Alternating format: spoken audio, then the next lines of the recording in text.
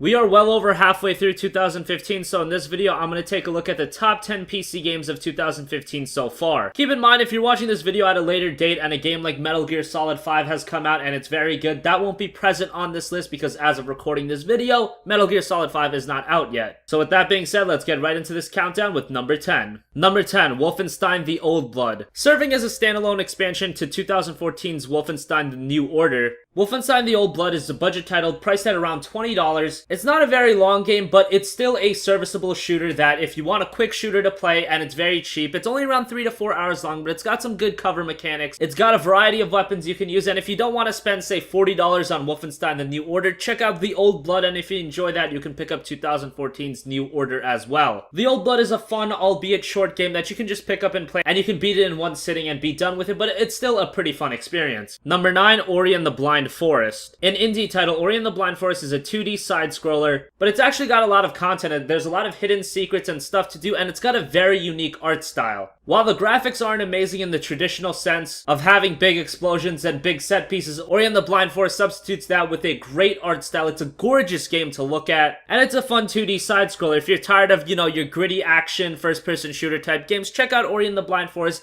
It's an indie title that deserves some recognition. Number 8, Dying Light. Dying Light is an open-world survival horror game developed by Techland. The game has a lot of content. The world isn't huge, but it definitely has a lot of pathways you can do and a lot of stuff you can find. The gameplay is really good, and probably the best part about this game is the visuals. Especially on PC, the game was a really good port, and if you have the kind of rig that can max this game out, expect it to look really damn good. Dying Light also has a lot of great parkour gameplay where you're jumping from rooftop to rooftops, avoiding zombies. The gunplay wasn't the best, but all around, Dying Light was a fun survival horror game, although it's not too scary, but if you're a fan of zombie games, check it out. Number 7, Life is Strange. Life is Strange is an episodic adventure game similar to that of the Walking Dead Telltale games. The game features some cool time rewinding elements, and while only 3 episodes are out, the 3 episodes give you quite a good story, and I expect episodes 4 and 5 to follow in suit when they release later this year. There's not a lot of gameplay mechanics to these episodic adventure games, but if you're looking to get into a good story, a gripping story with a lot of twists and turns, check out Life is Strange. Like I said, only 3 episodes are currently out. Episode 4 is expected in the next couple of weeks, and episode 5 should be out before the end of the year. Check out Life is Strange if you're looking for a story-driven game. Number 6, Rocket League. I think everybody at this point knows what Rocket League's all about. It's a hybrid of a soccer game and a racing game, and it's really the most absurd concept I've ever heard. And if you've never heard of Rocket League, you probably think that sounds like the dumbest game ever, but it's one of the most fun multiplayer games I've ever played. Rocket League is the kind of game you definitely want to play with a couple of friends. If you're playing by yourself on online games, it's not as fun.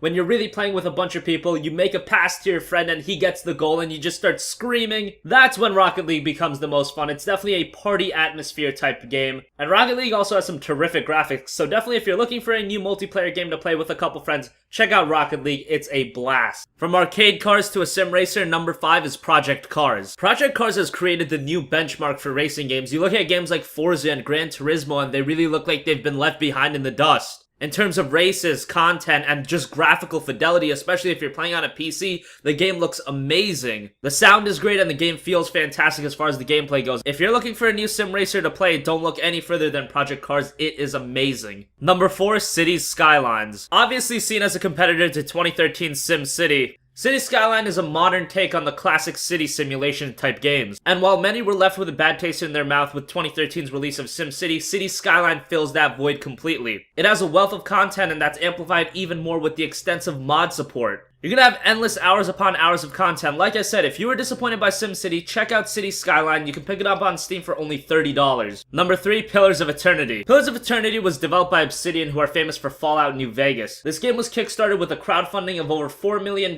making it the most successful kickstarted game at that time. Pillars of Eternity is seen as a spiritual successor to games like Baldur's Gate and old school classic RPGs. And if you're a fan of games like Baldur's Gate, Pillars of Eternity is a complete love letter to you guys. Although not a graphical behemoth, Pillars of Eternity features an old school style, featuring all the kind of gameplay you would expect from those old school RPGs, but modernized to also let new players enjoy the game as well. It's got a lot of content, and there's reason to go back and play the game multiple times with different classes you can play as. Pillars of Eternity is one of the best RPGs so far in 2015. Number 2, Grand Theft Auto 5. Now yes, Grand Theft Auto 5 at this point is almost 2 years old. The game had already come out on Xbox 360 and PlayStation 3, and then the game came out on PlayStation 4 and Xbox One, and us PC gamers were left waiting and waiting. waiting. But when PC gamers finally got their hands on Grand Theft Auto 5, the wait was worth it. Grand Theft Auto 5 on PC is by far the definitive version of the game. But unlike Grand Theft Auto 4, Rockstar completely knocked it out of the park with the port for Grand Theft Auto 5. There were so many different settings you could adjust to get the perfect experience for you, and the game ran like a champ. If you had the rig to run in maxed out 60 frames per second, it looked amazing. And outside of that, everybody already knows how amazing of a game Grand Theft Auto 5 is, and on PC, the greatness of Grand Theft Auto 5 was just amplified tenfold. If you've already checked out Grand Theft Auto 5 on the PlayStation 3 or the Xbox 360, check it out again on PC. I'm telling you guys, it's totally worth the money. And finally, number one, which should come as a shock to no one, The Witcher 3 Wild Hunt. I've already said my piece on Witcher 3 in so many of my videos, but let's go over it again. What I consider The Witcher 3 is the perfect single-player experience. It's got a gigantic world to explore with so much content, nearly 200 hours of content. The story is amazing, the graphics is amazing. This is what every single-player RPG should aspire to be. On top of that, CD Projekt Red nailed the port. If you got a nice PC to run this game, the game looks absolutely gorgeous, and it's the final chapter of Geralt of Rivia's tale. If you guys don't want to spend $60 on Witcher 3, maybe check out Witcher 2 first, because Witcher 2 is also amazing, and then play Witcher 3. But it isn't a complete necessity to have prior knowledge of the Witcher games to play Witcher 3. You can jump in it blind and still get a really enjoyable experience out of the story. Witcher 3 is just amazing in all facets of a single-player game. It's the perfect single-player game, and Witcher 3 is the definitive kind of RPG, an RPG that's going to be remembered as one of those elite kind of games that only come out once or twice a year. So as always, guys, thanks for watching this video. Do you agree with my list? Do you disagree? Do you think I completely missed a game? Do you think I overrated a game? Do you think I underrated a game? Let me know in the comment section down below. And as always, guys, have a great day, and I'll catch you guys next time. Peace out.